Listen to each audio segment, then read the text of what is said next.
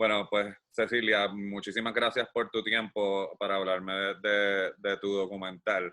Y antes de hacerte la primera pregunta, o sea, y para no convertirme en un fan, o sea, literalmente si tuviera un sombrero, es un trabajo espectacular. Ya empecé a hostigarte por Twitter porque es un trabajo literalmente monumental y precioso. Así que la pregunta básica, ¿entiendes? Yo sé que ya tú habías trabajado en el género documental, pero ¿cuándo decides que vas a atacar el monstruo que es hacer algo que retrate el impacto del huracán María en Puerto Rico?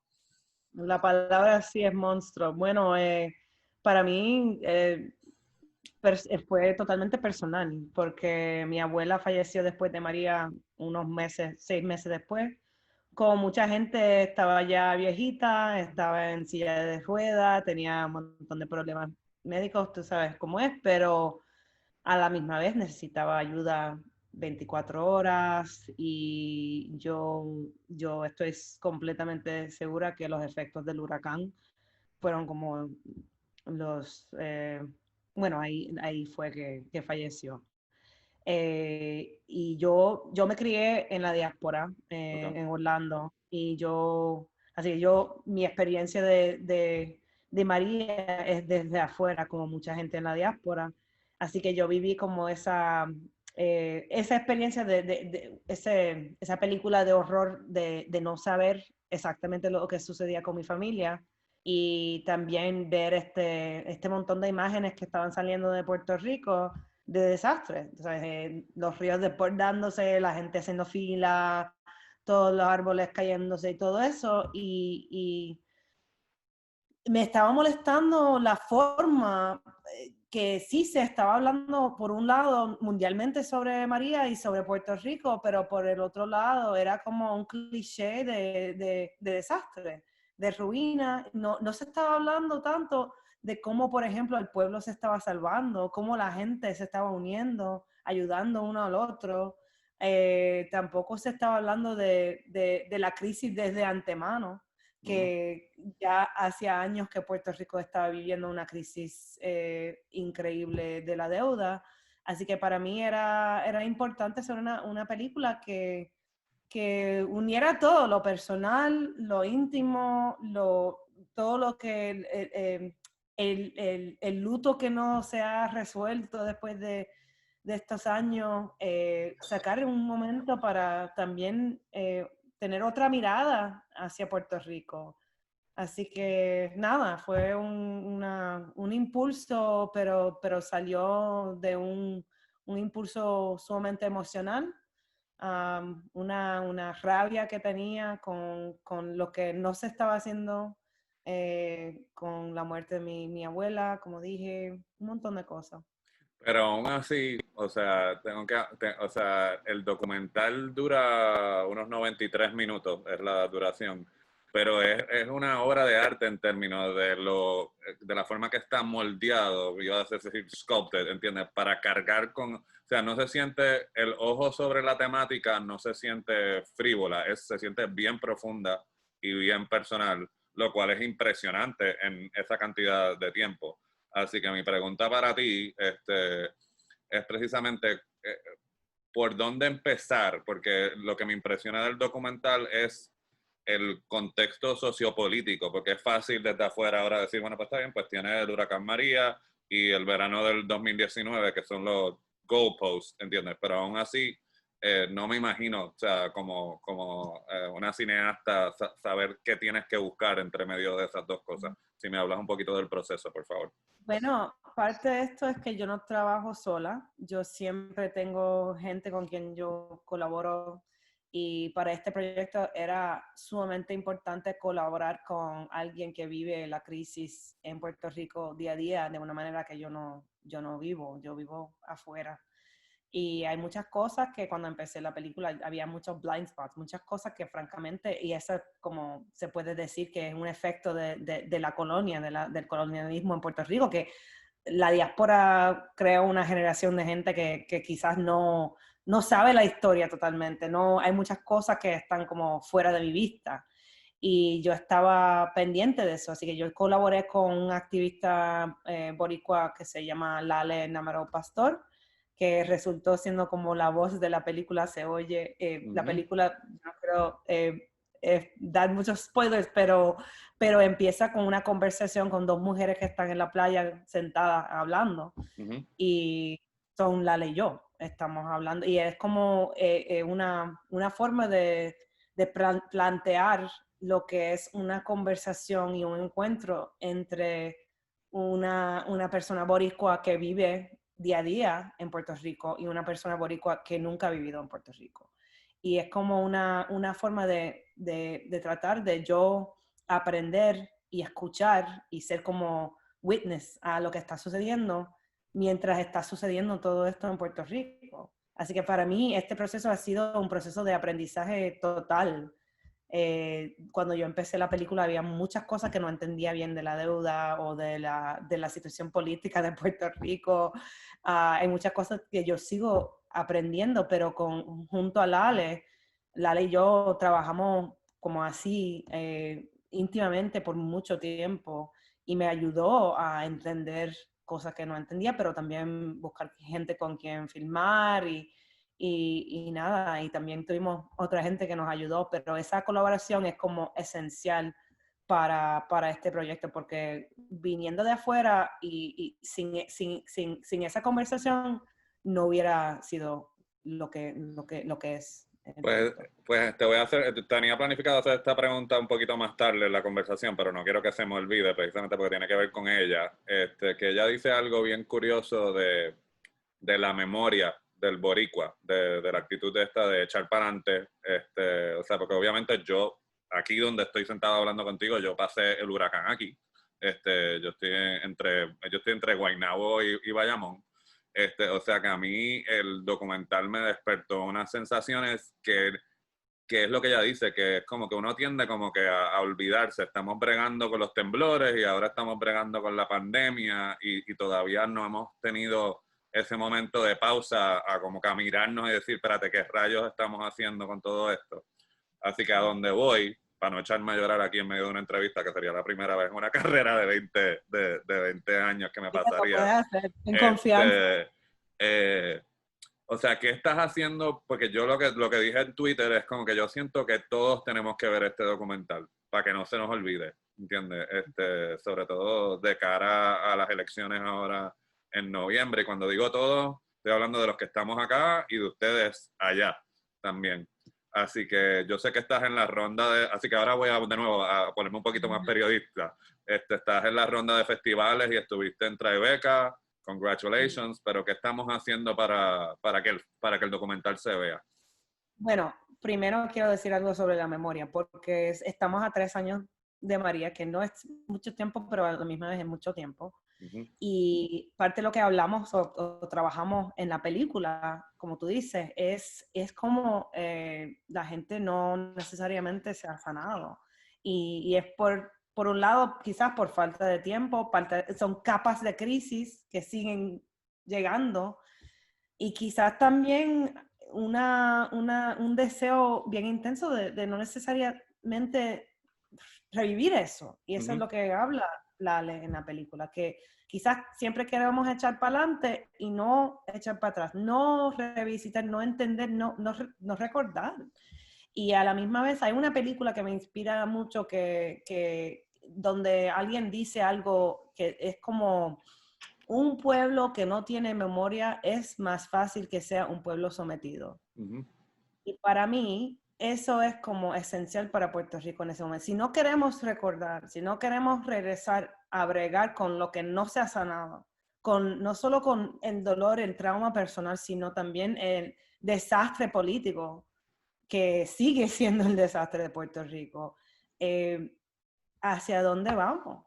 Y para mí y yo sé que es un trabajo difícil, yo quiero decirle a la gente que antes de verla que se preparen un poco porque sí es difícil, pero para mí yo creo que yo lo he visto con la gente que cuando la ve y yo creo que también hicimos esfuerzo para hacerlo de una manera linda, no totalmente, no solamente difícil, pero ¿Quieres responder algo? Sí. No, que te iba a decir de la forma linda, eso es otra cosa que te voy a preguntar, así que de eso vamos a hablar un Ok, poquito más, pero... pues lo que te iba a decir, bueno, sobre la película ahora, como todo, con la pandemia, los planes que teníamos siempre siguen cambiándose, pero seguimos con festivales virtuales, casi todos han sido virtuales. Hemos tenido un drive-in en Queens, y eso fue súper lindo, pero sí, y el año que viene se va a presentar en PBS por acá, pero desafortunadamente lo que yo entiendo es que WIPR se está privatizando, así que no sé si se va a poder poner en Puerto Rico, irónicamente. Pero sí estamos haciendo esfuerzos para justamente llevar la película a Puerto Rico. Estamos desarrollando unos planes para hacer como una gira bien grassroots en Puerto Rico y llevar la película en persona cuando sea práctico hacerlo, que ahora no es el momento. Pero nada, poco a poco tenemos este fin de semana, como parte del aniversario del huracán, una presentación especial completamente gratis por el internet, que vamos a tener una combinación de música, de poesía y también conversatorios sobre los efectos de María 3 años después. Así que con un poquito de... ¿Quieres dar esa Sí. información para que cuando yo postee, o sea, Sí, es por Eventbrite. No sé si puedes compartir un enlace o sí, algo. yo puedo después, De si la- quieres, después la- cuando terminemos esto oficialmente, intercambiamos emails y me envía toda la información para yo Sí, poder y también. también un segundito, déjame mirar, pues, si puedo pasar un segundito, quiero asegurar la página de Facebook que tenemos, sí, es @landfalldoc, DOC, Okay. landfalldoc en Facebook, o también Landfall Documentary. Ahí la gente puede ver toda la información sobre la película. También pueden googlear Landfall Documentary. Pero sí hay toda la información, pero después lo comparto. Pero va a ser el sábado a las 4 de la tarde y tenemos un programa bien lindo. No va a ser todo pesado o difícil, van a haber momentos lindos también. Y Bueno, también para la gente que participe en ese evento, solo para esa gente va a haber un sneak preview de la película después. okay, Así que okay. es esencial que vengan. No, pues yo, o sea, te digo, o sea, obviamente sé que la fecha le da el impulso, pero para mí lo ideal sería que esto, cuando regresemos a las escuelas y todo esto, de que esto sea una herramienta que se proyecta. Y Como, seguramente eso va a suceder. pues Lo esperemos. tenemos, Pues ese es el plan. vamos a tocar en madera para que así sea. Entonces, precisamente, lo que también es formidable del trabajo tuyo con el documental, es de que no tiene el lenguaje al cual estamos acostumbrados. Esto no es talking heads, o sea, no se mueve como un documental y es algo que yo veo en tu bio, que tú dices que te mueves entre la poesía y la política.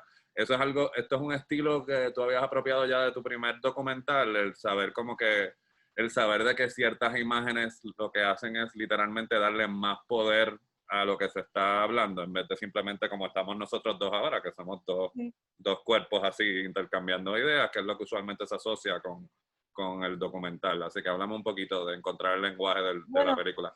yo creo que viene desde mucho antes, desde mi papá, porque mi papá es como es médico, pero también es medio poeta y le gusta siempre la metáfora, ¿no? Siempre está hablando en metáfora. Y para mí, yo creo que hay un estilo bien corriente de los documentales, que si quieres plantear un tema, es hablar sobre el tema y explicar lo que es. Y por un lado es un poquito aburrido, pero a la misma vez es una forma de hablar sobre las cosas en vez de sentir las cosas. Y para mí, especialmente con una situación tan emocionalmente tan intenso, es importante para mí hacer una película que es una experiencia. Y también otra meta era en insistir que el pueblo puertorriqueño es un pueblo de expertos. No decir, si yo quiero entender la deuda, tengo que entrevistar a una profesora por acá o un político por este lado, un abogado. No, hay mucha gente, toda la gente que ha vivido este desastre es experto de su experiencia. Y queríamos insistir que nosotros sabemos lo que está sucediendo en Puerto Rico. Todo el mundo lo sabe. Y así que era importante celebrar ese conocimiento y respetar esa perspectiva que tiene toda la gente. Yo escogí gente para participar en la película, pero yo podría haber escogido la misma gente, tú sabes, por otro lado. Así que yo creo que era importante insistir en eso y decir, no es un momento, especialmente ahora con todo lo que sucedió en el verano del 19, no se debe hablar desde arriba. Yo creo que esto se tiene que hablar desde la calle, desde adentro, desde nosotros, tú sabes.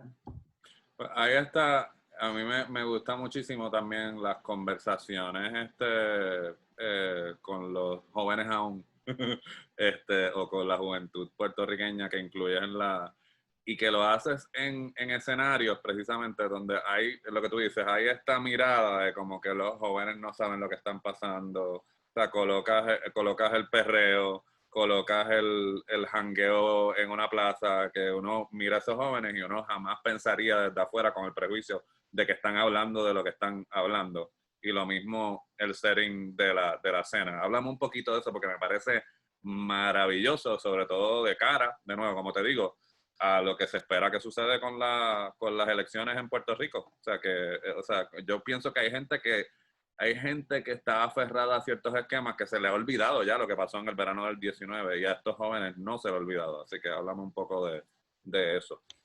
Bueno, una de las cosas que sucedió fue que mi familia vio la película por la primera vez hace como un mes. Bueno, fue en julio.